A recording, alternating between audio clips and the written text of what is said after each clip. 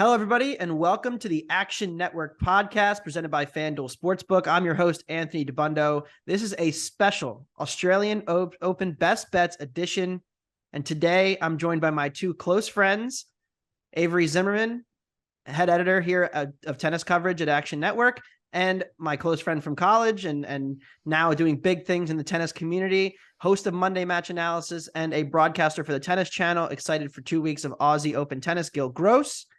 Gentlemen, I know we're very excited. We're both very excited to be nocturnal for the next 2 weeks as we alter our sleep schedules and get ready for tennis overnight into the wee hours. The biggest thing hanging over this tournament, I think, has to be the absence of Carlos Alcaraz. Won't be able to defend his title in New York. He will not be able to go for the back-to-back slams. He picked up a leg injury. That leaves Novak Djokovic as the clear favorite right now at FanDuel Sportsbook, -110 to win the Aussie Open. He was not able to play last year because of the whole vaccine saga that went down. He is playing this year. He is the 5th seed. He got a pretty favorable draw. We'll start with Gill. When you're looking at this draw, is it Novak or does the field have any real chance of pulling it off in a best of 5? It's pretty much Novak. And first of all, great to be on these Action Network airwaves where I interned in 2018. And I've always just really wanted to be on a podcast with Tina. Novak's won 5 out of his last 6 events. He's won the Australian Open 9 times.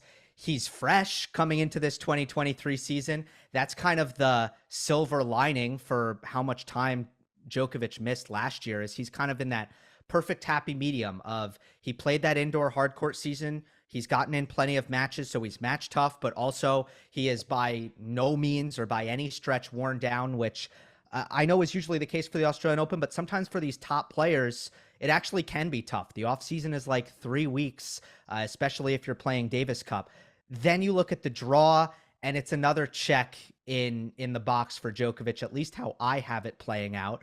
So, yeah, it's really hard to see any room for Djokovic skepticism unless you're really worried about the hamstring. And that's the thing I want to pose to Avery, because we did see that he ended his practice session short on Wednesday. Are you concerned at all about the leg injury? We've seen Novak, feign some injuries, win this tournament despite battling injuries. Are you any concerned? Does that stop you from betting Novak? Are you going to wait and see how he looks the first couple rounds? How are you playing the outrights in this tournament, knowing we have such a huge favorite? Yeah. First of all, like Gill said, thanks for setting this up and this together, Anthony. It's an honor to be on a tennis podcast with some of the greats here, especially Gill. When Gill Gross is on a podcast, you kind of just get out of the way and you listen. I think Gill kind of hit the nail on the head. It's hard to be too concerned about Djokovic, especially considering how strong he is at this event. I think I don't have much concern over that hamstring injury either. He took the MTO against Medvedev in the semifinals last week. Came back, had no issue, won that match in straight sets, went on to beat Korda in a super physical battle. So my concern level is very low for that. And you consider how dominant Djokovic is at this tournament and against a field that, frankly, I don't think he'd be much shorter or much longer, honestly. Even if Alcaraz was in the field, I think you'd probably see him maybe +110, +120, but not much more beyond that. So considering all of that, I don't think maybe he has a tough match round 4 against Carreño Busta, who's not in the best of form either. Until then, these aren't players that are going to give him much of an issue. So unless the hamstring really is a big problem, which I don't really think it is based on everything that he's said, you really don't need to be too concerned about Djokovic, at least until the quarterfinals. Yeah, full disclosure, I did bet Novak -110 as soon as the draw came out. I looked at it and I'm like, okay, Nadal, Medvedev, Tsitsipas, all on the opposite side of the draw. It means he only has to really beat one of them. And there are some other landmines, some notable names in his quarter for sure with Kyrgios, and we'll get into that in a minute. But the first bet I put in for the Aussie Open, I'm rolling with the chalk, and I took some Novak -110. Gill? Yeah, I don't blame you. I mean, a couple of things to note. First of all, he tore his oblique 2 years ago, or yeah, I guess it's 2 years ago, 2021, and still won the event. This is definitely less serious than that. Now, I'm not saying, you feel good as a bettor if something like that happens, but also the key is he's out there playing. Like Avery said, he played that Adelaide final. He is out there playing one set at practice with Medvedev. Like, this seems like something he's feeling slightly, but it's going to totally go away. It offers a little bit of intrigue just for that first round match against Roberto Carballes Baena. You just want to see what he looks like. I bet it goes away after that. All right, well, we'll get into the quarters now, because I think the best way to attack this tournament is looking into the other markets. When you have such a huge favorite, I don't really want you can have your long shots, your 40 to 50 to ones. Somebody will convince you to take Matteo Berrettini or Sebastian Korda off of recent form or whatnot. But I want to look into the quarters. I think it's the more interesting way to bet this, because it is just so hard to cash these big long shots in these majors. And we start in the first quarter, the number 1 overall seed, the defending champion, and he's not even the favorite to win his own quarter. He's plus 275 to win this quarter, and he got an absolute bear of a draw, and Rafael Nadal did. He gets Jack Draper in the first round. He has Med in the quarter. He has Korda in the quarter. It's a really difficult draw for Nadal. Avery, what were your initial takeaways, and is there anybody you're eyeing to win this quarter, and how do you assess Nadal's form coming in? Yeah, it's a tough spot for Nadal, to say the least. I don't know when the last time we came into a Grand Slam first round and Nadal is already down to minus 110. I think that's absolutely crazy. I would venture to say it's been a long time. Over 10 years is my guess when I was looking at Rafa's previous round ones. And I think beyond that, it doesn't get much easier with Brandon Nakashima. That's not going to be an easy test, especially considering how much he struggled over recent months coming into the season. I think it was 6 of 7 that he's now lost. And I don't know how much faith maybe you want to put into that United Cup, but at the same time, he really struggled from ahead, which is, for someone that's a seriously good front runner, a big question mark. The confidence is really low, I think, for Rafa. You come into a major and you come into a best of 5 situation, it's hard to maybe doubt Rafa, but I think at any point in the last 5 to 10 years, ever since he's been dealing with injury issues beyond that, I think this is where his confidence has perhaps been the lowest. And I think it's going to be a very uphill battle for him. I think Draper is going to be maybe a good opportunity for him, because if he can beat Draper and really establish a little bit of form on the front foot, perhaps he'll be in a good spot there. But in terms of outrights and quarter prices, I don't think he can even come close to touching Rafa. I mean, this is a stacked quarter, beyond stacked quarter. So I think it's going to be tough for Rafa. I don't think you can be betting him. Perhaps you can't count him out, but it's really hard to bet him at 10 to 1 or anything in that range. We're not going to do too much round 1 discussion here, because we want to kind of just do a bigger picture, but you can't not talk about Nadal and Draper. Gill. Nadal likes to play his way into these tournaments. He likes to kind of find his form early. How live is Jack Draper to beat him? I mean, the FanDuel opened to plus 310. It's down to plus 170 as we're recording this now. It puts him right around 36% to win. I mean, how live is Jack Draper in this first round matchup? I know you have it early round popcorn for sure. For sure. I mean, that's probably about right where it is now. It opened with great value on Draper, and we've seen that get bet down, I think, for good reason. At the end of the day, though, I do see Nadal just getting into a war and probably coming through. I have really liked how Draper has responded to these situations. Center court at Wimbledon a couple years ago against Novak Djokovic, he won the first set. I thought that he would be basically pooping his pants for that first round matchup, and he actually showed up. He's got big wins over Felix at the US Open last year. He beat Tsitsipas in Canada. So Draper, he's a gamer, and he's a baller in these kinds of matches. But this is kind of one step up. Now there's kind of expectation on him. In Rod Laver Arena, it's probably going to be a night match. I really like the forehand to forehand matchup for Nadal. I just think Rafa's gets more bite and penetration, more potency, and Draper is still a little bit spinny on that forehand side. He needs to get better at flattening it out. But it's mostly the intangibles where I think I like Nadal to figure it out. His form wasn't that bad at the United Cup. He lost to De Minaur, and he lost to Cameron Norrie, but the form was all right. If he can just serve better than he did in those matches, I do think he finds a way. But I also agree with Avery. It's such a gauntlet, match after match after match, that you can't back him here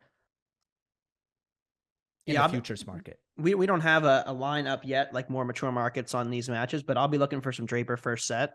Had some fun with that last year.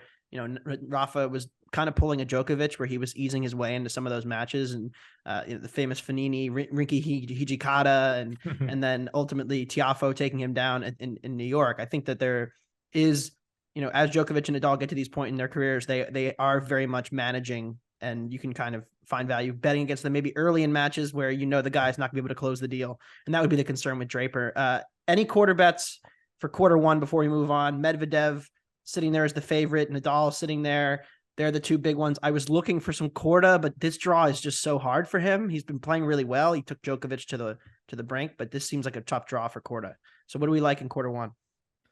So I have quarter bets in other quarters. I don't think this is a good quarter to have that approach. I feel like you should be betting matchups in this quarter because there's a lot of interesting kind of wrinkles. For example, Medvedev, who I ultimately like to advance, he hates playing Hurkacz. Hurkacz plays him incredibly well.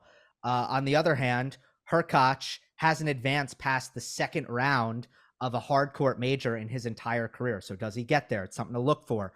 Shapovalov, on the other hand, doesn't play. I don't think he matches up well against Hurkacz. Hurkacz plays him well. Medvedev plays him well. So like Medvedev is hoping to see Shapovalov, but if he plays Hurkacz, he's in trouble. I think that there are a lot of interesting head-to-head wrinkles here that you should probably be looking to take advantage of as opposed to trying to make that quarter bet.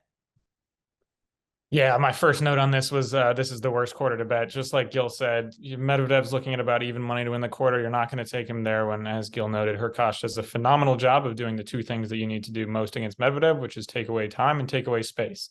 Hurkacz comes to the net a ton against Medvedev. He's pretty efficient at it. Makes life very difficult for Medvedev. And then beyond that, as Gill said, this is just a stacked quarter. I think, correct me if I'm wrong, we have Nadal, Korda, Draper, Tiafoe, Hurkacz, Kachanov, Shapo, who's typically pretty solid in these conditions as well. I mean, Korda is listed at 5-1, 6-1 to win this quarter, which is just beyond crazy. You can't touch that. I don't know how much of that is Adelaide recency bias, perhaps a ton. If I had to pick, maybe Tiafoe 15-1 in that range. I think he's coming in with good form, with good confidence off that U.S. Open. But even that price, like Gill said, you're probably better off taking Tiafoe match by match. Yeah, potentially Karen Khachanov for Tiafoe, two of the big surprises of the U.S. Open. Let's move on to quarter two. This is where it gets really interesting. I think this is the most interesting quarter in terms of there's somebody I'm just not a believer in as the favorite, so maybe I'm a little biased, but Stefanos Tsitsipas, the favorite in quarter two. How much are we buying his recent form, Gill? How much are we selling him as going deep into majors where he's really struggled in non-clay majors for the last year and a half? And what do you make? What are your biggest takeaways from quarter two here? Well, I mean, look, Tsitsipas, he looks good. The approach on the backhand return, which has been a problem for him, to me has looked better. And he actually does play really well in Australia historically. I mean, he's made 3 semifinals here. He's not known as a fast court player necessarily, but this is just an event that's treated him well. The one time he lost in the third round, it was to Milos Raonic, who brings a big serve to the table, which Tsitsipas generally struggles with. I hate this Quentin Alice matchup for Tsitsipas in the first round. But after that, I actually kind of favor him to get through. That said, I don't love the number. The number I like here is Cam Norrie, who's plus 600. And I don't understand really why, because he's phenomenal so far. He's 4-0. He's probably going to win Auckland. I'm not worried about fatigue because Cam Norrie has never gotten tired in his career.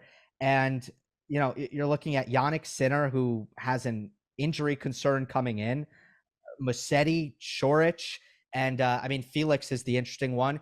Felix outdoors is just, he hasn't been the same in his career thus far. So I know that nobody wants to bet Norrie because it's no fun and people think his game is ugly, but I think that's the play here.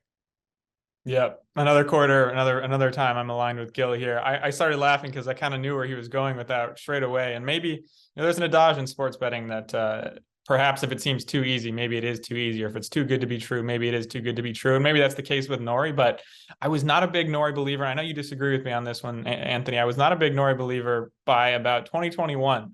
I quickly realized that I was very wrong about Cameron Norrie, a guy that came in kind of with a pushing style when he came into the game, a very defensive, lack of aggression. But by the time he's getting to Indian Wells and winning the tournament. It's a real turning point in his career. And last year, he really broke out. And honestly, I've been so impressed with him so far this year as well. I think you're seeing so much more aggression on that forehand. I think you're seeing an even bigger serve. I think he's going to be a serious problem on tour this year. He's an all-court player, and these conditions are going to be just fine for him.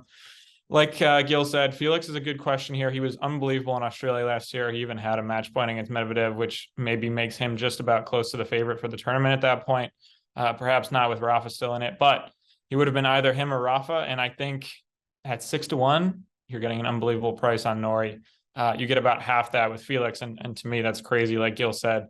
And just like you, I'm not a believer in Steph. I know he did well last year. He reached the semis, but anytime you put him on a fast court, I think it's a good spot to fade Steph.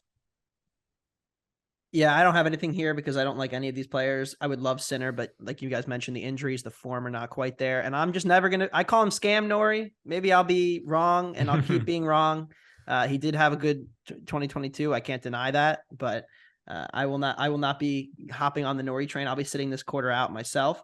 But I think the interesting thing is we talk about the depth. I mean, you go down the odds board in this quarter compared to the one we were just talking about, and the sixth guy on the list is Bodek van de Zandschulp, which we all like as a player. He's fine, but like there's no ceiling there, right? Like I think that's kind of the point. You know, Greek Spore is down there, Musetti, Wawrinka, the corpse of Wawrinka making a comeback. Like the depth in this quarter is just so much weaker than the other quarter that I think it's hard to find the long shot who's about to make a big run in this one too. So I think ultimately it's chalk, but ultimately Norrie and Felix on a collision course for the round of 16. That will be a fascinating matchup for sure. Let's move into quarter three. I think this one, another, kind of difficult quarter to handicap just because there's a dominant favorite, but we can dive in a little bit more here, I think, into the weeds of the quarter because there are some very interesting matchups. Starting, this is Novak Djokovic's quarter. He's the top seed. He's got Andrei Rublev in the group. What do we make of Rublev and team in round one, which after Nadal Draper is probably the second most exciting matchup of the first round? Rublev tends to play team really well. They played in, I think it was Hyon last year, and Rublev played at a really, really high level in that match.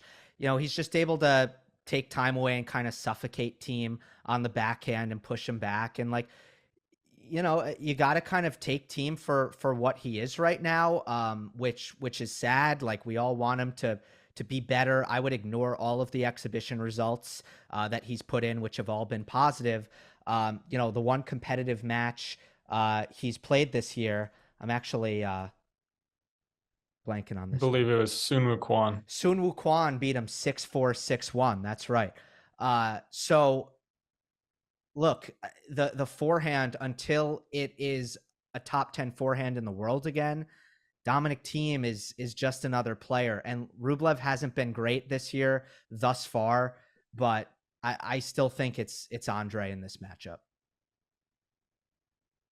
Yeah, I'm in agreement there. I think Rublev's won 4 in a row now. I think he likes these conditions. He likes fast courts, obviously. And for Thiem, like you said, Gill, did well in Kooyong, and I forget which Middle Eastern country he participated in the exhibition in December, but he did well there as well. But so did Alexander Zverev, who came into the United Cup and then got absolutely boat raced by Yuri Lechka. So there's not too much that you can put into that. And I think even though Thiem fought through 2022 and really at the end found his stride, he almost got to the final in Antwerp.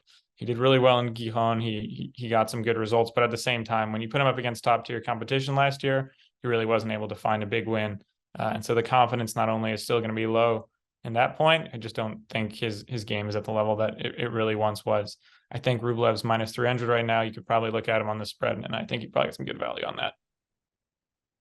What do we make of Rublev's draw beyond that? Because we all know that he has been, it's always the matter of whether he can keep his head or not deep into these slams. But I think it's a pretty favorable draw once you get beyond Thiem. Emil Rusevori potentially in round 2. Bad boy Dan Evans potentially in round 3. It wouldn't be until the 4th round where, he would potentially see Holger Rune or the man Nick Kyrgios. But what do we make of the Rublev draw? And is he undervalued at 14-1 to win this quarter? Like, I mean, obviously it's tough. It's tough because of Djokovic, but it's It's probably not. I don't think he's undervalued at all. I think he actually has a really tough draw. Perhaps we disagree on this, but Ruusuvuori took Felix to 5 sets last year in Australia when Felix was in really good form. Dan Evans beat him at the City Open. He has historically given a lot of trouble. I think it was also the Western and Southern when that was played in New York where Evans beat Rublev. That's not an easy matchup at all, and I think you can pretty much count on Evans getting to the third round. He's got Facundo Bagnis in the first round, and then the winner of Galan and Chardy. So I think you can pretty much book him there.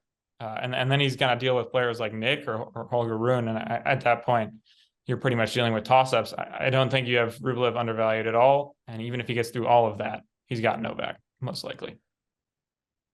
I actually, I agree with you that Dan Evans is a bad matchup, and I like Emil Ruusuvuori, but he just hasn't done as much as I kind of thought he would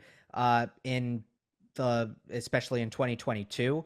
The head-to-head with Evans is 4-4, so that match tends to be a toss-up, and it's because of some tactical stuff with Evans's backhand slice to Rublev's backhand, which is pretty difficult for Andre. But the thing is, I don't really trust Kyrgios or Rune as much as I trust Rublev, and that's why I could see him getting to this quarterfinal. Obviously, Rune or Kyrgios, they're going to take out each other, so it's going to end up most definitely being only one of them. But for a multitude of reasons, like you look at Holger Rune, who's 19 years old, coming into a major with huge expectation for the first time in his career, and he hasn't won a match in months because he doesn't have any momentum in the buildup. I think that's a bad combination. Nick Kyrgios has been injured. I don't know what his training has looked like the last 2 weeks, but he doesn't have any match play.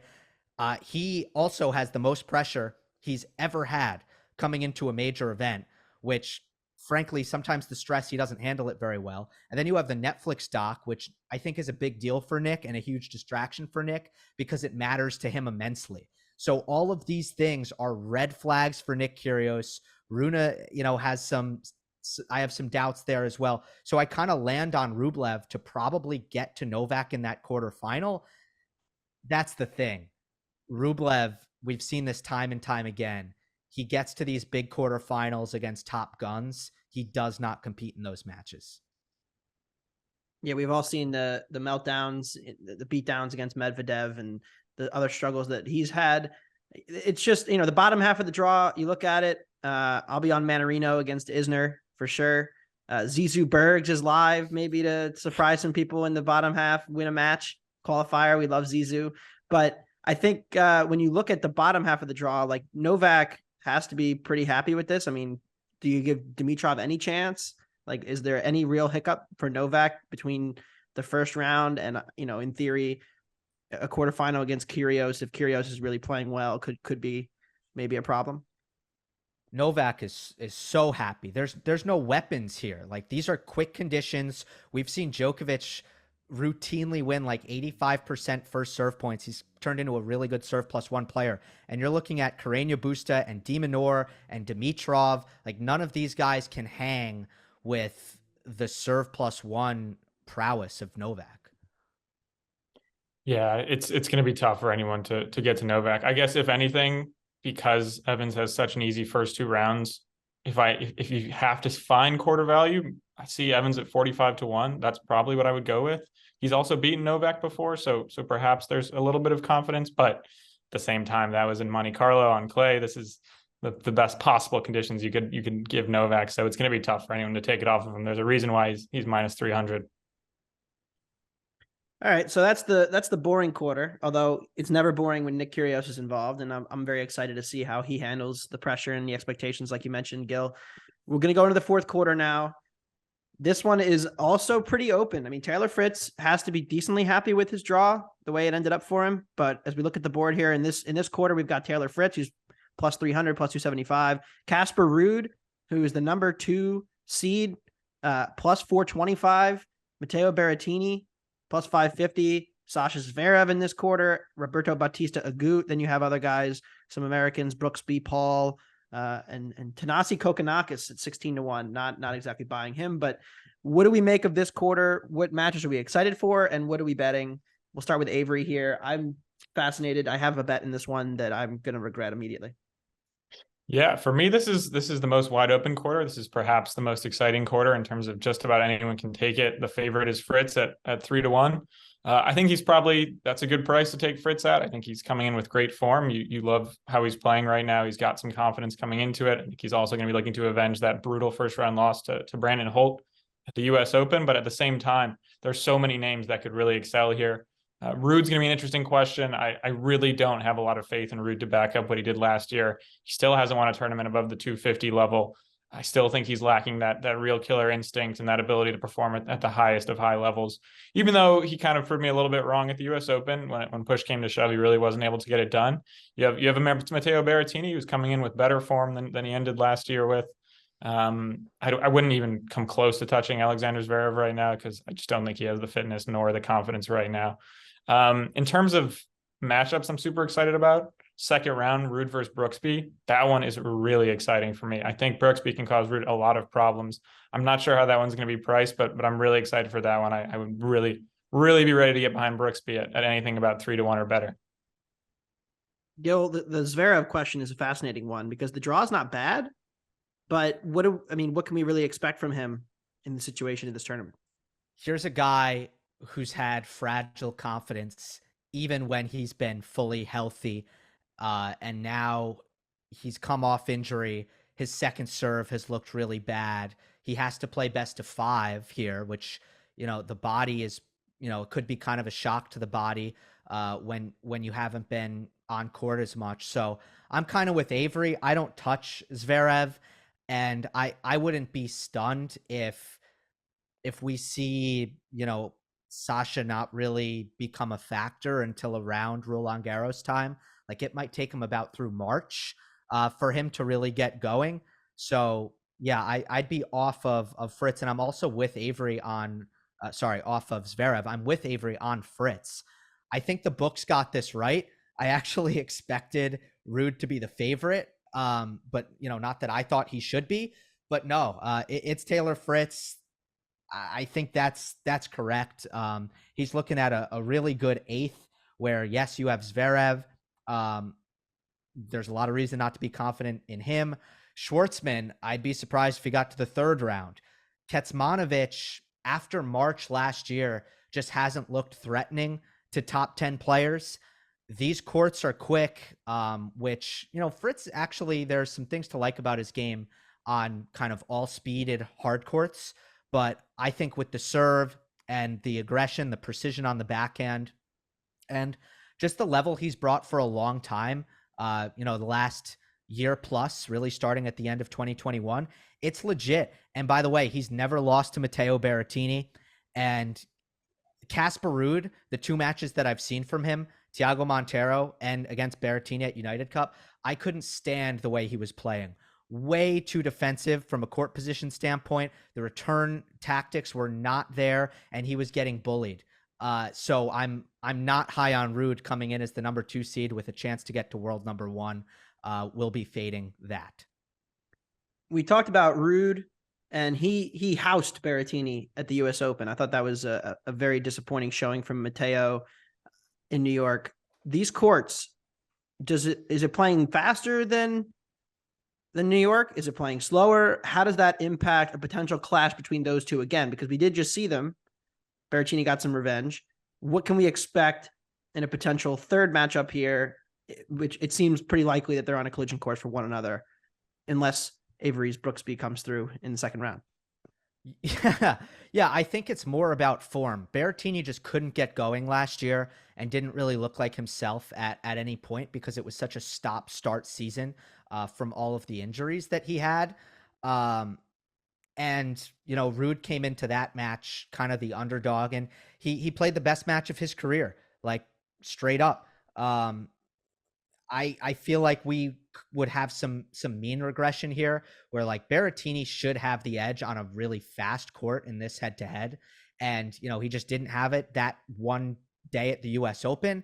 I think if they play again, it'll go back to that. To your question on the court speed, the US Open and Australia are both just fast now. The Dunlop balls that are played with at the Aussie, I think that's the biggest factor for why we see so much, we see quick conditions. Whereas the US Open, it's the court surface. And, doesn't matter the court, the balls. Reality is good servers, aggression. It's really rewarded now at both hard court slams, where for a long period of time, the US Open was really, really slow. It's not like that anymore. Avery, should I be worried about Robbie Batts if I was thinking about betting Berrettini to win this quarter? I would not be too concerned about Bautista Agut. I think there's very specific court conditions where you really love Bautista Agut, and it really shows up, let's say, in Doha and places like that where you have the medium fast courts. I would not be too concerned about him here. I know he's had some success on courts like these, even at Wimbledon as well, but I don't think he comes in with serious form. I don't think he has the game that's really going to trouble someone that has these huge serves. Players like Berrettini that can get so many free points. I wouldn't be. He's going to be a lot of a non-factor for me. At the same time, he's one of the most consistent players you'll ever see. We heard Casper Ruud saying, a month or two ago that he looked up to Roberto Bautista Agut, which was one of the funnier things I've heard in a while, even though, it's a consummate professional. I think you see a lot of similarity in how they kind of look at the game and how they attack the game in terms of, as Gill said, being very defensive, very neutral a lot of the time, extending rallies, being very comfortable with that. And I think that also is why, on that Berrettini versus Ruud note, why an informed Berrettini is really dangerous to Ruud. If Ruud tries to get defensive and play conservatively on these faster courts, I think Berrettini will be able to really take advantage of points, get ahead, get that first ball, so many free points, and it's going to be a big problem for Ruud. I think, as we saw in New York, you will not see a lot of fun backhand rallies, but I still think that's an edge to Matteo. That's it. I'm in. Berrettini plus 550 for me in this quarter. That's my bet. I'm riding with Matteo. I think Gill made a good point. We weren't that far. I mean, Matteo was in deep in the quarterfinals, semifinals last year here. And he did have a really poor second half. You feel for him at Wimbledon with the COVID situation. Then he was not healthy for most of the second half in North America and the US Open. Not at his best. I think this is a good buy low on Berrettini, who I think, how much worse on a hard court is he, on a faster hard court, is he really than Taylor Fritz? I think that's my question, Gill, to you.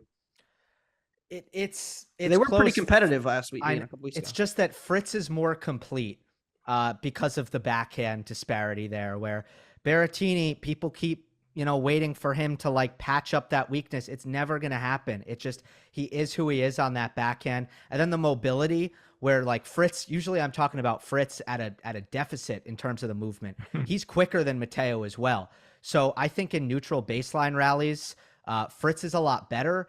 And now you look at the serve where you take Berrettini, but I don't know that it quite makes up for what we see in the rallies. And again, I want to just reiterate, 3-0 head-to-head for Taylor Fritz over Matteo Berrettini. He just plays him well. He attacks that backhand side extremely well. So you guys are both rolling with the American Fritz plus 275, 3-1 to win this quarter. I'm rolling with some Matteo Berrettini. So we've got some action in the fourth quarter. Anything else on the men's draw before we briefly touch on the women's? Anything you guys haven't said that you want to get out, or any bets recommendations? I think you have some thin outright value on Medvedev because for a couple of reasons. One is it's not an ideal draw for him, but it's not the most challenging, and he's come through just about everyone over the last 2 years, except for two of the three greatest players of all time in Nadal and Djokovic in those finals. And the other big factor here is Daniil Medvedev is very polarized in terms of his game by a crowd absolutely despising him or him despising a crowd. We've seen that go one of two ways. You could get something that you saw in the US Open when Medvedev was inspired and it almost carried him through an injury when he was beefing with the crowd. Or we could see something like we saw in Metz where he just completely blew up when he was playing Wawrinka and he was getting frustrated with the crowd. I think if you do get that inspired version of Medvedev coming off of a final last year when he was incredibly aggrieved at how the crowd treated him against Nadal, probably unfairly aggrieved, but at the same time, nonetheless frustrated. I think you get an inspired Med, and perhaps he's shown that he's one of few players that can beat Novak in a slam, in a big slam match. So I think there is some value there. I have a Medvedev Tsitsipas semifinal materializing, and you guys will probably disagree with me on this one, but I just think the last couple times Tsitsipas has played Daniil, he's played him perfectly, where the two things that bother Daniil, net rushing and speed, Tsitsipas has both of those things in spades. And it was just kind of a matter of using those things properly, particularly the net rushing, where he's been mixing in serve and volley and hitting approach shots on the +1 ball almost every single time. And, this head-to-head, which for a little while favored Medvedev early in their careers when Tsitsipas was too busy being emotional about what happened in Miami. Ever since then, it's kind of turned for Stefanos. So if I were to take an outright outside of Djokovic, it would probably be Tsitsipas, but I might wait after that Alice match in the first round, because that would again, I would have a close eye on Alice Tsitsipas given the way the Frenchman is serving. Tsitsipas and Medvedev met in the semifinals last year.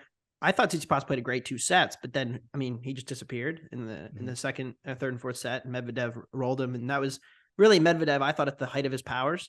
And I think he's just not the player that he was at that point. I think it's pretty clear that whether it's the tour figuring him out, or, Gill, you've talked about this on your show, whether it's all of the geopolitical stuff that's gone on, the mental, distraughtness of losing that final when it was on his racket and he was a few points away from icing it, just hasn't been the same player. And so I just don't know what to make of Medvedev. I'm one of the bigger Medvedev guys that you'll find, but I'm probably staying away from him in this tournament. If he were to get a head-to-head with Nadal, I would be fascinated to see just that match play out. So I'm kind of rooting for that to happen. But, you guys are mostly experts on the men's side, but we do want to touch on the women's side of the draw a little bit.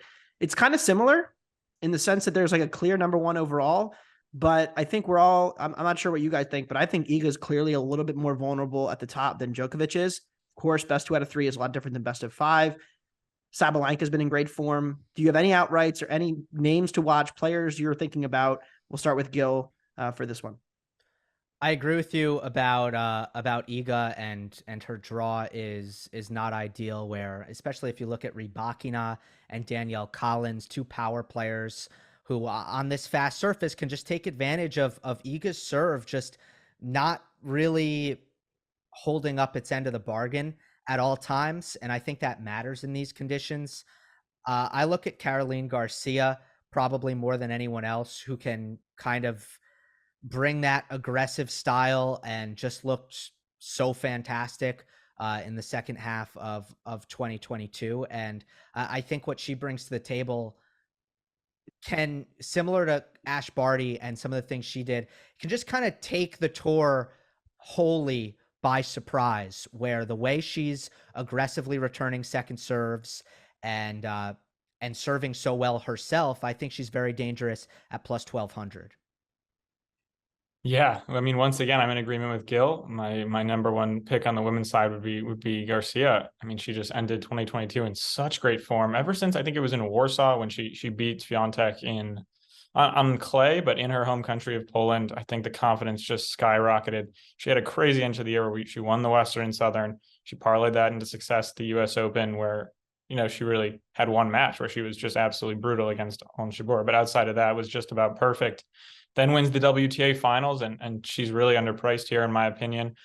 Iga, I think we're all in agreement, is super vulnerable in these conditions. She got absolutely smashed against Jessica Pegula last week. She looked completely out of sorts, and maybe part of that is the fact that she had to switch locations, and that definitely favored Pegula a little bit. But when you have these fast courts, it's hard to get behind Swiatek. I was a bit surprised that she won the U.S. Open last fall, but at the same time, she came out of some tough situations. I think her first round opponent, Yul Niemeyer, she had her in a real spot of trouble last year, and that was the closest she's really come to losing. I think she was up a set and a break in the second set, and then after that, I think the tank just emptied for Niemeyer, and she kind of collapsed a bit. And Iga, to her credit, took advantage of that and really took control of the tournament from there, even though she struggled with Sabalenka a little bit, sometimes with Pegula. But for the most part, she was pretty consistent. But when you have those big hitters, those flat big hitters that really try to take time away and control points, like Niemeyer can, I think it'll be interesting to see what happens to Swiatek. I think she could really have some trouble. And I think in the first round, Niemeyer could maybe be dangerous even at that point. And I think, like Gill said, Danielle Collins, big hitter, a big match player. She'll step up to the plate. I would not be surprised to see her make a nice run as well. One power player you mentioned briefly was Sabs coming into the tournament. Sabalenka in great form, seems to have figured out the serve. Is she consistent enough to win this slam? Like, I think that's the biggest question. And you mentioned Niemeyer. I mean, Iga couldn't get a forehand in the court for a set and a half until she finally figured it out. But does Sabalenka she's the second favorite here. Does she have any real chance, Gill? Where do you assess her form coming in? I think she does have a chance. I just think everybody's onto it. I don't think the price is there at plus 700 in a wide open women's field. But she has the firepower where it's hard to see it not coming together for her at some point. And I just think mentally, although last year on its surface was really rough because of the second serve, I feel like she's become a player who actually does have some decent resilience and match toughness, which she really lacked early in her career, where she would just throw in an absolute dud. At some point, it seemed like within her runs, especially at majors. I think Sabalenka will get one at some point. I just don't know if the price is there. Yeah, I'm in agreement on that. I'm really not confident the price is there either. I think part of the reason, like Gill noted, she is actually surprisingly resilient for someone that has the second serve issues. I think when you see those massive second serve problems, like with players like Zverev, there is a serious confidence issue, but she's quite aggressive on the second serve, which contributes to that. And I think that also results in her getting a lot of free points, a lot of easy first balls on that second serve points. So I don't necessarily think that's the massive issue for Sabalenka, but at the same time, at 7-1, it's really just not there, considering she still does have those second serve problems. And if she really has a poor match, she's definitely there for the taking. All right, so real quick, I'm going to let's just do like a rapid fire. Favorite bets you've made. For me on the men's side, it's Berrettini plus 550 to win his quarter. And then I did take Novak to win the whole tournament at minus 110. I just think his path is so friendly that he's really only going to have one or two landmines. Like the only truly match where I would not feel great is if Kyrgios finds form out of nowhere and just plays out of his mind in like a potential quarterfinal, maybe. Other than that, until the final, like I just don't see anybody troubling Novak. And then Berrettini at plus 550, buying low on him. I think he's a good bounce back candidate, has had success here, has a relatively good draw, coin flip matches with Ruud, maybe a slight underdog to Fritz, but do think he rolls past Murray in the first round too. So those are my two favorite bets here.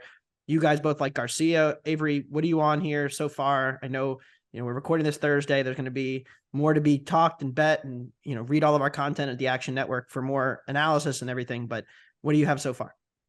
Yeah, Norrie, just about my favorite play to win that quarter. Fritz to win his quarter as well.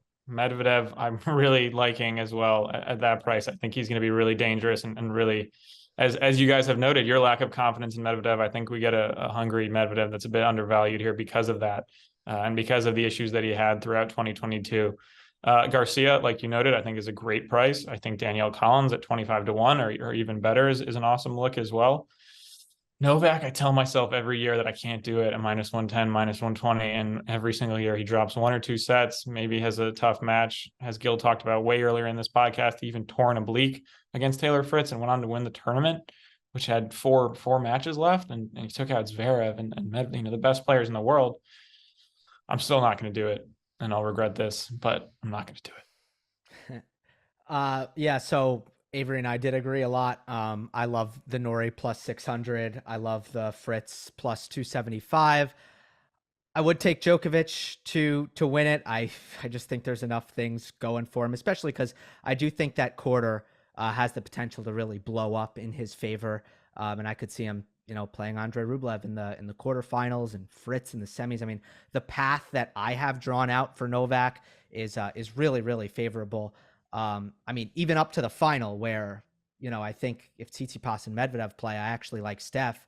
And that's a guy Novak has beaten 9 times in a row. Like the way I filled out my draw, it is a breeze for Novak. All right, well, that'll just about do it for us here. Aussie Open Preview Pod. We need to make this a regular thing. Wimbledon, we'll get together for maybe each of the majors if our producer, Matt Mitchell, will allow it, which I think he will. But we thank everybody for listening. Thank you to Gill Gross. Thank you to Avery Zimmerman. Be sure to check out Gill's stuff on his YouTube page. I'm a proud member of his page, and I learn a lot about tennis from watching him every Monday match analysis. Avery, head of our tennis content. We're going to have a lot of great stuff, day-to-day, best bet breakdowns, big match previews, everything you can possibly want. So if you have an inability to sleep late at night and you want to watch some tennis, I mean, there are a few great sweats, like watching a 5-set tennis match, just an emotional roller coaster. So I hope you join us. And thank you all for listening. This podcast has been presented by FanDuel Sportsbook. I'm your host, Anthony Dabbundo, signing off.